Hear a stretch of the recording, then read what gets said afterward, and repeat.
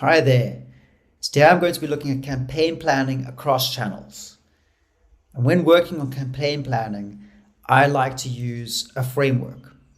And that framework works off of KPIs, intent, and cost. How that works is, upfront, I define my KPIs, including the purpose of the campaign. So what am I ultimately looking to achieve? Is it direct sales? Is it a lead generation campaign? Is it a brand awareness or a reach campaign? What is that key objective? And then what are the KPIs that I would attach to that? If it's a lead generation campaign, for example, how many leads do I need to generate? Within that, how many quality leads do I need to generate? If it's a sales campaign, how many sales do I need to generate of a particular product and at what cost? So it's getting very clear on the KPIs, first of all. Then intent. Now, intent is tied to audiences.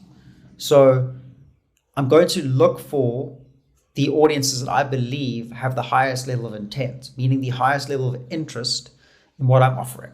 And I'm going to go after those audiences first as a matter of priority. And those audiences will vary based on the objective of the campaign, so the KPIs. If it's a lead generation campaign, naturally the audience is going to be quite different to if it's a brand awareness campaign, where I'm looking to generate more interest and broaden the brand's horizons. But I'm going to look at various audiences and I'm going to look at them in terms of how much intent I think they have, because that's a very important measure when prioritizing who you go after and what you spend. And then finally, there's cost. So cost in terms of how much I'm willing to invest, cost in terms of how much it actually costs me to reach particular audiences, cost in terms of how much I can afford to spend to achieve certain objectives or certain KPIs, and cost in terms of what I ultimately need to achieve the campaign's core objective at. To give you an example, if I was advertising lawnmowers and it was a lead generation campaign, my KPIs would be the total number of leads that I want to generate, as well as most likely the number of high quality leads I want to generate. So I would have measures to indicate that some leads are better than others, and I believe they have a higher probability of conversion. My costs in terms of planning would be my cost per lead. In aggregate, how much can I afford to pay per lead? And do I need to achieve leads at? Then my cost per high quality lead, which is going to be higher than the cost per lead, working on the assumption that those leads are going to have a higher probability of conversion. I'm then going to have my CPA, my target CPA. I may have another sort of intervening metric depending on how the campaign is set up, on how the business operates. Does that business want to measure sales calls, for example? Then I might have an associated cost to a call as another step within the funnel, which is naturally going to cost me more than a high quality lead, but less than a sale. So I'm going to look at those costs.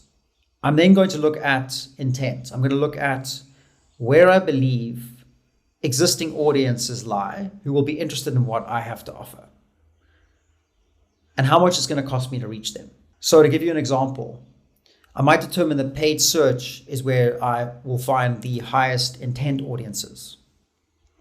And I might say that paid social has significantly lower intent, but I need to factor in how much it's actually going to cost to reach that paid search audience, how much I'm going to be paying for a click from that audience, how much I'm going to be paying for a lead, a high quality lead, a phone call, a sale. How does that compare to paid social?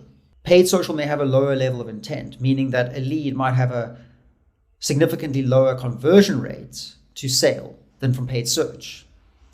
But is it significantly less expensive to reach that audience? Is my cost per lead significantly lower?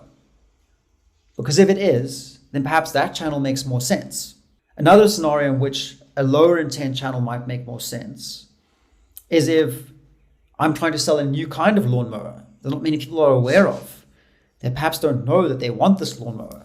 Now, paid search isn't necessarily going to be the best channel for that. So in that instance, I'm going to look at something like paid social as an avenue to generate awareness, to create desire. And then it's going to make a lot more sense. As with something like display, which is likely to have an even lower level of intent than something like paid social, very often, but is more often than not less expensive in terms of reach. So you need to look at all those economics and how they actually play out, or how you expect them to play out when you're planning your campaign. Another factor to consider here is something like organic search, which has a lead time, it has a lag time. But if you can get it to work, it's generally incredibly cost effective, even if you have to invest in content to achieve strong rankings. The return on investment is ultimately very high.